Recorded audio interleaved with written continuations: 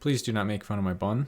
This is for utility purposes. Ranking on Amazon. You can see in this illustration, if you're number one, you'll make money. Way down at the bottom of the page, you'll just be sad. This is the number one organic listing. Since I'm an extremely cool person, I use Helium 10. I'm not a loser, so I don't use a different software. And if you need this software, there'll be a link in the description. But what this allows me to do is spy on my competitors so I can get an understanding of how much money they're making. This listing makes a lot of money. If I scroll down and I go to page 3, it does not make a lot of money. This is a particularly relevant topic to me because I'm launching my brand's second product right now. These are the results of my first made in the USA branded product on Amazon in the last year. My hopes are that I can double that in the next year. It all boils down to one pretty simple philosophy.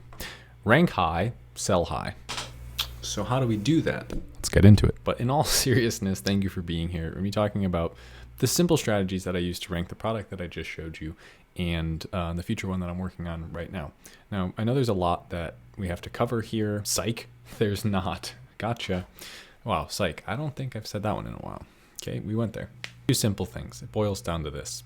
You need proper SEO, so the Amazon algorithm has to know what your product is even before you start selling. High click-through rate, high conversion rate, high monthly number of units sold. That's pretty much what it boils down to. If you do those things, you're going to be able to rank high on page 1. And now let's go into if you want to just watch this portion of the video and click away, I'm going to give you the best part right now. Okay, so here we go. Value upfront. If you can set up a listing, and I'll highlight this here. This is a good example of this. This main image right here, and we'll go into more depth about this later, but this main image right here, out of this top lineup, as a new listing, relatively new, they're doing a very good thing here, right? Because it pulls your attention in, and right off the bat, it's the one that I want to click on outside of this one, of course. So there's pretty much two that I want to click on right away. This one, excuse me, and I could have just edited that out. Why did I say excuse me? And this one, okay? High click-through rates means that when someone searches for vegan protein, by the way, another use of Helium 10, if you just search something in the search bar, they made this easy. You don't have to go to another tool. See how many people are searching this right here.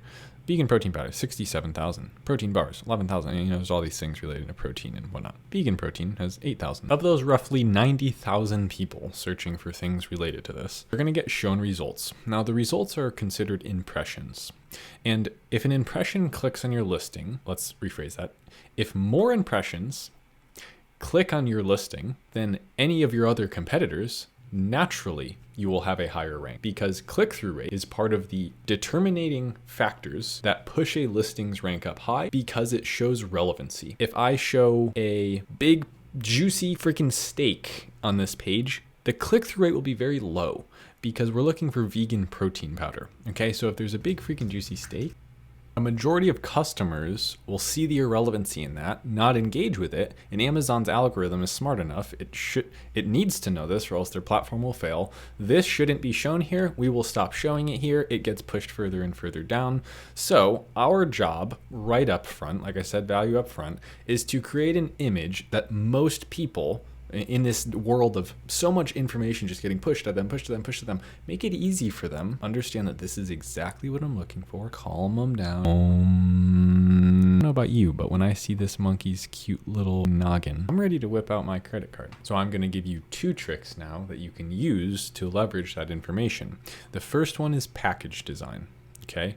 Now this product is very easy to have your package design showcased because you're buying the package design, you're not buying the powder. If these were just a bunch of images of powders sitting on white backgrounds, it'd be very strange, right? However, with something like this, the product is what's being shown. We wouldn't necessarily show the packaging here.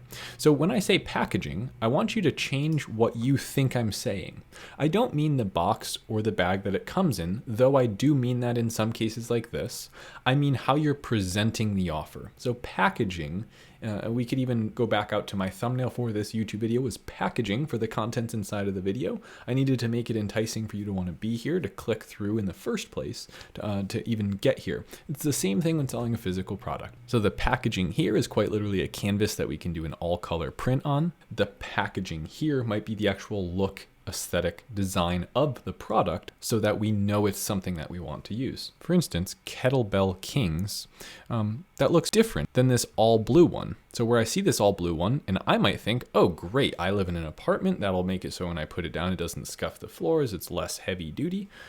Someone else might see the all straight up iron one and go, that's the one I want. It looks more in nature with the thing that I want. Okay, so there's great packaging that has this pull. When we look through here, our eyes are naturally doing what's called scanning.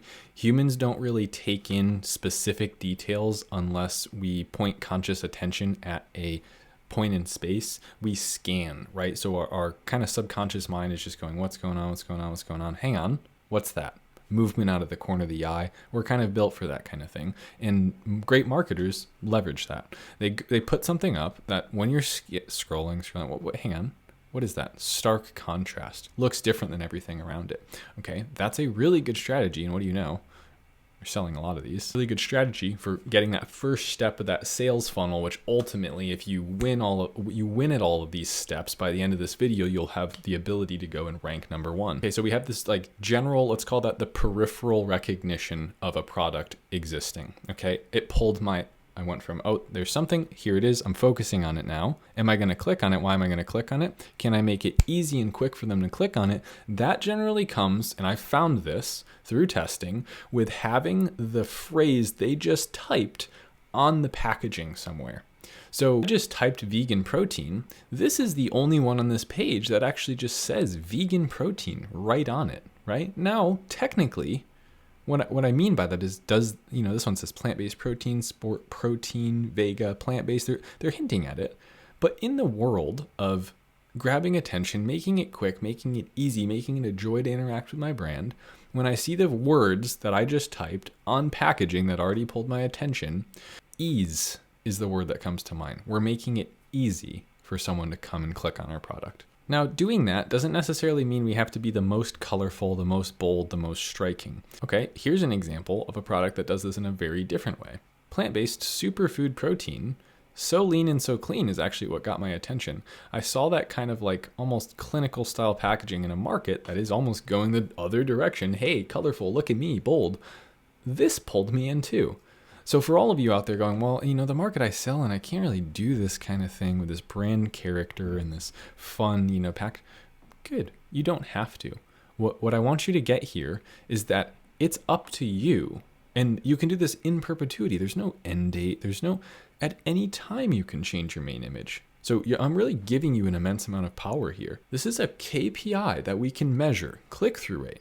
How many people clicked on our listing? And we can make changes to that main image and watch what happens. If you wanted to do it and you had the time to do it, every single Friday, you could change your main image and you could see what happened to our click-through rate this week. You would get to a point of diminishing returns, but inevitably you would grow substantially the number of people who searched for your thing and clicked on your thing. Let's touch on other aspects of click-through rate before moving on to the next step that I'm going to give you. There are other things we can see here. So when someone asks me, what are the factors that impact click-through rate? And my answer is always, of course, anything that you can see can impact click-through rate. This box impacts click-through rate. What do we have in the box? What's in the box? We have a listing title. We would want the words that we just searched, clear, obvious, and right at the beginning. That's going to be helpful for both SEO, the algorithm, understanding what the listing is, and for the customer being able to scan those words. We have ratings. We now have, this didn't used to be here, the number purchased in a month, which is a form of social proof attached to ratings. And then we have the big kicker, the price and the time to delivery.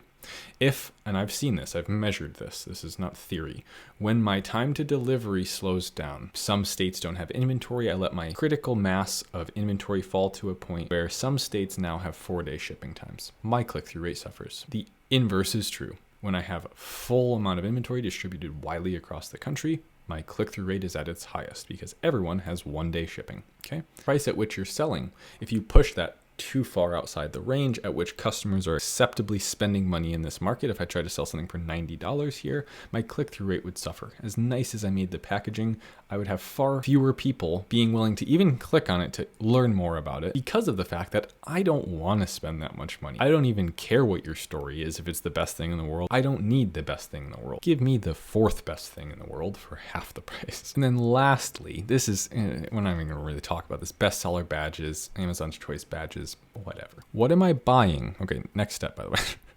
Just cut here. What am I buying when I click onto a listing? Am I buying the product? No. Now you're probably thinking, what the hell do you mean? No, I'm not buying them. You're buying these images. You're buying these reviews. You're buying what you can see. You do not have the product in your hands. Therefore, you did not just buy a product. You bought a presentation about a product.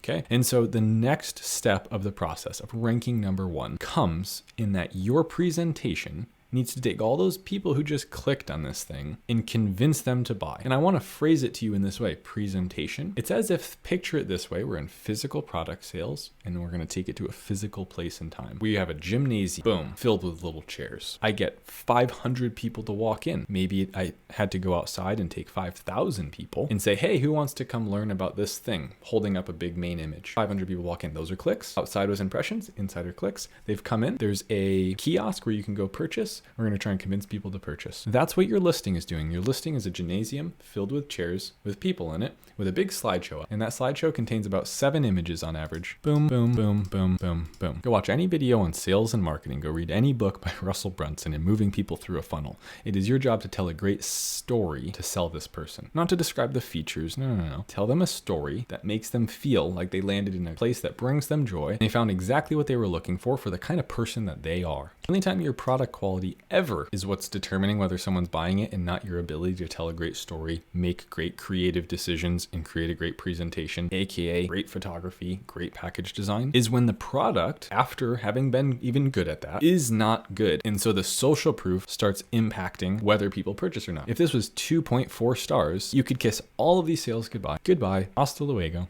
Funnily enough, my third part of this process is that the product, through great research and development, has to be elevated to a point where it is actually more valuable in terms of what it does, the utility of that product in that person's life. Now, there's a correlation or like a little string attached between the quality of the marketing and the quality of the product, because in this case, other than taste, truly other than taste, other than how it digests, which most people might not even connect to this, quality of the marketing is also determining the quality of the perception of the product quality.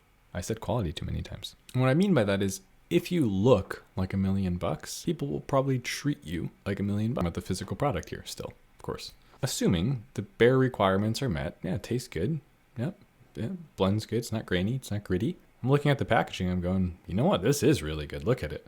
Right? I'm not looking at the quality of the powder. I'm not testing, and I don't have pH meters and, beakers going.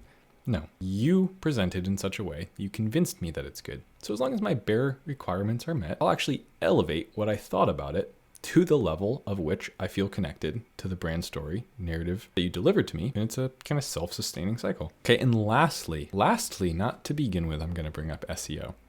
Because at the end of the day, if you have a listing that has general structure of a good listing, has the right this keyword in the title, and it has people that when they click on that consistently buy, and they buy a lot, they buy often, and if you sucked at SEO and it was only a 5 out of 10 rating for how good the actual written part of the listing is, you would still rank high, because Amazon is valuing sales, conversion rates, click-through rates, and those key metrics. Far over did they put the right plural version of this keyword, and is that phrase in the right location, and oops, they used that one too many times. I'm gonna make this so simple that you can't get it wrong. I'm clicking on the search bar. Vegan protein is in it. You see these 9 keywords right here, these Amazon suggested keywords? Put all of those in your listing and you'll be fine. Because as we just established, those phrases have about 90,000 search volume. What else do you need? Now I get a little too fired up over this because I see almost all the videos about ranking products is like keyword research, keyword this, keyword that, blah, blah, blah. It's your marketing. If you have a shitty listing that doesn't convey your brand to look like a 7-figure brand already, then it's not going to be one. You cannot keyword optimize your way to a rank number 1. You have to sell your way to a rank number 1. And as we just established, I'm not giving you the product to test. You can't hold it. You're selling your presentation. So make your presentation kick ass. Thank you so much for watching. I appreciate you being here. Be sure to subscribe down below if you happen to be new. And other than that, I'll see you in the next one.